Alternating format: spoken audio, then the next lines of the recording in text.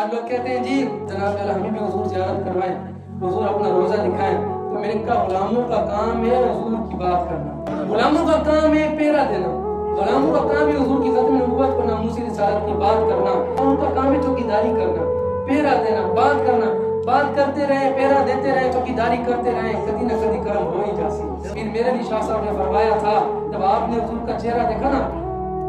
آپ نے فرمایا گنتی بھج کے وان کباب ہوئے، پیتے بعد شراب خراب ہوئے، انہا خونیا مست نگاہ نال دل لگیا بے پرواہ نال، لکھیا پڑھیا سب بھلا رہے، ایک نام سجردہ گا رہے،